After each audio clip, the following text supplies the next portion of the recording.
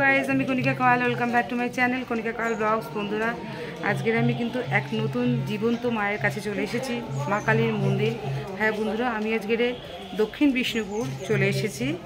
এখানে কিন্তু 108টা মানুষের মুন্ড দিয়ে, মানে নরমুন্ডি দিয়ে মায়ের কিন্তু এখানে পুজো হয়। তো এই মা খুব জাগ্রত, বহু প্রাচীন মা। তো আজকের এই মন্দিরের ইতিহাস এবং এই মন্দির কটায় খোলে কটায় বন্ধ হয় এবং কতটা জাগ্রত, কোন মানে ভক্তদের কী কী মনস্কামনা পূর্ণ হয়েছে সবই তোমাদের সঙ্গে আমি শেয়ার করব। তো আজকের সঙ্গে থাকো, পুরো ভিডিওটা দেখতে থাকো, আশা করছি তোমাদের খুব ভালো লাগে। বন্ধুরা, এই মন্দিরটা কিন্তু সম্পূর্ণ জঙ্গলের মধ্যে এক শ্মশান। সেই শ্মশানের মধ্যে কিন্তু স্বপ্নে পাওয়া এই মা কালী। তো এখানে কিন্তু জীবন্ত মা কালী ছাড়াও এখানে কিন্তু রয়েছে আরও অন্যান্য দেবতা। গোপাল ঠাকুর দেখতে পাচ্ছ প্রচুর রয়েছে। কারণ জানো, কারণ এখানে যাদের সন্তান হয় না তারা কিন্তু গোপাল মানসিক করে যায়। যখন সন্তান হয় তখন কিন্তু এই গোপাল দিয়ে পুজো দিয়ে যায়। তো এই হচ্ছে মন্দিরের সামনেটা। তো মন্দিরটা তোমাদের পুরোটাই দেখাচ্ছি। এখানে কিন্তু ঢিল বাঁধা প্রচলন আছে। ঢিল বাঁধে বা কাপড় বাঁধে, বেঁধে মনস্কামনা বলে যায়। যে যার মনস্কামনা তাই বলে যায়, যখন ফলে তখন কিন্তু ঢিল খুলে মাকে আবার পুজো দেয়। তো এখন চলো তোমাদের সেই মাকে দর্শন করাই, সেই শ্মশানকালী জীবন্ত মাকে তোমাদের এবারে দর্শন করাই। এবং এই মন্দিরের ঠাকুরমশাই থেকে জেনে নিই এই মন্দিরের প্রাচীনতম ইতিহাস। এখন কিন্তু আমরা কালী মায়ের গর্ভগৃহের মধ্যে এসে পড়েছি। তো এখানকার ঠাকুরমশাইয়ের সঙ্গে কথা বলে আমি জেনে নিই এই মন্দিরের ইতিহাস এবং এই মন্দির কটায় খোলে কটায় বন্ধ হয়। তো তোমরাও শুনে নাও আমার ভিডিও মারফত এই মন্দিরের ইতিহাস। আপনার নাম কি ঠাকুরমশাই? হ্যাঁ, আপনার নাম কি? আমার নাম শ্যামল কুমার চক্রবর্তী। আপনি এখানে বহু বছর ধরে আছেন? বহু বছর ধরে। আপনি একটু এই মন্দিরের ইতিহাসটা শেয়ার করুন। এখানকার ইতিহাস এটা 200-300 বছর আগে থেকেই ব্যাপারটা হয়ে আছে। কারণ এটা গঙ্গা ছিল, ভগীরথ এই রাস্তা দিয়ে গঙ্গা নিয়ে ছিল সাগরেতে। এটা মহাতীর্থস্থান। এখানে শ্মশান, যেখানে বসে আছেন এটা শ্মশান, বহু প্রায় 200-300 বছরের শ্মশান। আর চৈতন্যদেব মহাপ্রভু এই পথ দিয়ে পুরীতে গিয়েছিল, এর অনেক ইতিহাসও আছে। আমাদের বংশের 300 বছরের আগে থেকেই পূর্ব হতে মায়ের পুজো হয়। প্রতি বছর বছরা পুজো হতো। মা মধ্যে স্বপ্ন দিয়ে, সকালে বছর আগে মা স্বপ্ন দিয়ে বলে যে এই বছর একবার করে পুজো হলে আমি সন্তুষ্ট হচ্ছি না, এমন কিছু কর যাতে আমি নিত্য পুজো পেতে পারি। তা কোথায় করা হবে না, আমি মহাশ্মশানেতে আমাকে প্রতিষ্ঠা করা। তা সেই থেকে প্রতিষ্ঠা করা হয়েছে। আমার বাবা ছিলেন কাকা তান্ত্রিক বড় ছিলেন। তা বাবা কাকা সব মারা যাওয়ার পর থেকে আমি ছোটোবেলা থেকে এখানে কাকার কাছে কাকা সঙ্গে শিখিয়ে পড়িয়ে পড়তে দিয়ে সব কিছু শিখিয়ে দিয়ে কাকাও মারা যায়। তা আমি প্রায় এখানে, আমার বর্তমান বয়স 81 বছর। আমি প্রায় 68-70 বছর ধরে এখানেই মায়ের সেবা করে যাচ্ছি।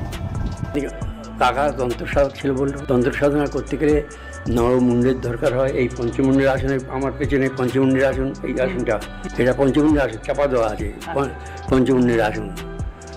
আর তন্ত্র সাধনা করতে গেলে, মাকে দর্শন করতে গেলে তন্ত্র সাধনা করতেই হবে, তবে তুমি মায়ের দেখা পাওয়া যাবে। আচ্ছা, এই মন্দিরে কি কি পুজো, মানে কোন কোন উৎসবগুলো বড় করে হয়? কালী পুজো তো কালী পুজোতেই হয়। তাছাড়া যেটা ফলহারিণী কালী পুজো বলে জ্যৈষ্ঠ মাসে, সেটাতেও হয়। আর গঙ্গার চ্যান, যেটা সাগরে যে চ্যানটা হয়, এগুলো তো সব গঙ্গা, এখানেও চ্যান হয়, সেই জন্য এখানেও মেলা হয়। আচ্ছা, এই মন্দিরে কোনো মেয়ের বিবাহ দেওয়া বা শ্রাদ্ধ বা জন্মদিন বা পৈতে এগুলো কি উৎসব পালিত হয় এখানে? এসব অনুষ্ঠান হয়? অনুষ্ঠান বলতে যারা বিয়ে এখান থেকে মায়ের কাছ থেকে করে যায়, তারা হচ্ছে বসে এটা পালন করতে আসে মায়ের কাছে। আর যাদের বাচ্চা কাচ্চা হয় না, মায়ের ওষুধ আছে, সেই যে বাচ্চা কাচ্চা হয়, এখানে চারদিকে দেখছেন গোপাল রয়েছে। এই আজকে তো 2-3টে মানসিক পুজো এলো, তারা পুজো দিয়ে যায়। আচ্ছা, আপনি যে এখানে ওষুধপালা দেন, কী কী ওষুধ দেন একটু ভক্তদের, আমার দর্শকরা জেনে নিই, যার প্রবলেম আছে সে আসবে। এখানে নানা রকম মায়ের আদেশ নিয়ে দেওয়া হয়, নানা রকম মায়ের স্বপ্নাদেশেই পাওয়া ওষুধ, মানে সমস্ত রকম, বাচ্চা না হওয়া, পা ব্যথা বা হচ্ছে যাদের হাত পা ধরে যাচ্ছে, যন্ত্রণায় মরে যাচ্ছে, সেসব ওষুধও দেওয়া হয়। এই মন্দির কটায় খোলে, কটায় বন্ধ হয় নিত্য? নিত্য এটা সকালেই খোলা হয়, 6:30 7টার মধ্যেই খোলা হয়, আবার রাত্রি 9:30 10টা বন্ধ হয় প্রত্যেক দিন। প্রত্যেকদিন। আর এই মন্দিরে যারা আসবে ভক্তরা, একটু সঠিক ঠিকানাটা যদি বলে দেন তো ভক্তদের আসতে সুবিধা হয়। শিয়ালদা থেকে নামখানা ট্রেন কিংবা কাকদ্বীপ ট্রেন কিংবা লক্ষ্মীপুর ট্রেন ধরলে জয়নগরে বা মধুরাপুরে নামলেই এখানে আসা যায়। এটা বিষ্ণুপুর মহাসভা বললে যে কেউ দেখিয়ে দেবে। থ্যাংক ইউ ঠাকুরমশাই, ধন্যবাদ, প্রণাম।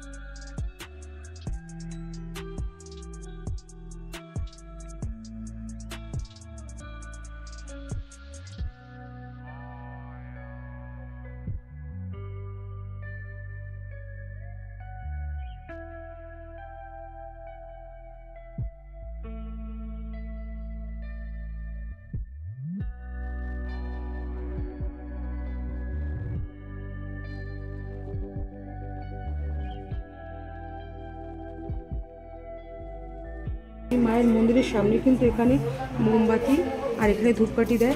আর এই যে দেখতে পাচ্ছ ঢিল বাঁধা রয়েছে, এখানে কিন্তু কথিত আছে ঢিল বাঁধলে বা কাপড় বাঁধলে তাহলে যা মনস্কামনা বলে যায় সেটা পূর্ণ হয়, এবং পূর্ণ হলে মাকে কিন্তু সেই ঢিল খুলে আবার পুজো দিতে হয়। এই পাশে দেখো একটা পুরো ঘর আছে, সেই ঘরের মধ্যে কিন্তু মন্দিরের ঠিক উল্টো দিকে দেখো ঢিল বেঁধেছে। আর এই যে গোপাল রয়েছে, গোপাল ঠাকুর দিয়ে অনেকে পুজো দিয়েছে, অনেক ঠাকুর রয়েছে এখানে, মানে যার যে মনস্কামনা পূর্ণ হয়েছে সে সেইভাবে এসে মাকে কিন্তু পুজো দিয়ে যায়। বুঝতে পারছো মা কত এখানে জাগ্রত।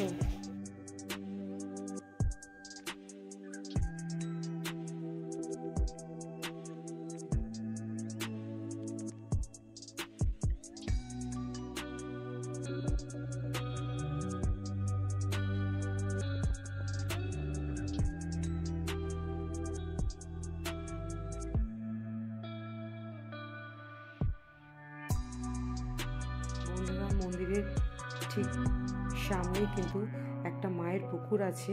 এখানকার বাসিন্দারা বলছেন যে পুকুরে স্নান করলে কিন্তু বন্ধ্যাত্ব নারীর বাচ্চা হয়, প্যারালাইসিস রোগী সুস্থ হয়ে যায়, মানসিক রোগী সুস্থ হয়ে যায়। চলো সেই মায়ের পুকুর তোমাদের দর্শন করো। আপনার নামটা বলুন। আমার নাম গঙ্গাধর হালদার। বলুন এই পুকুরের ইতিহাসটা। পুকুরে থেকে চান টান করে করলে বাবু কাটান করে দেয়, দিলে সবাই উপর। আর বাচ্চা কাচ্চা? হ্যাঁ, বাচ্চা কাচ্চাও সেই মায়ের আর কি এখানে স্নান টান করে, যাদের হয় না আর কি বন্ধা। আচ্ছা, মানে এই পুকুর হচ্ছে বন্ধুরা মায়ের আশীর্বাদী পুকুর, অর্থাৎ এই পুকুরে স্নান করে মায়ের পুজো দিলে তাহলে কিন্তু যে বন্ধানারীর বাচ্চা হয় না তাদের বাচ্চা হয়, যাদের হাত পা পড়ে যাচ্ছে প্যারালাইসিস তারা ঠিক হয়ে যায়। তো এই পুকুর হচ্ছে মায়ের আশীর্বাদের পুকুর।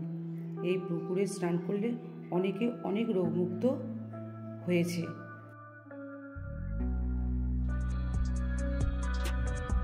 দেখো বন্ধুরা, মায়ের পুজো হয়ে গেছে, ঠাকুরমশাই এবার সবাইকে প্রসাদ বিতরণ করছে।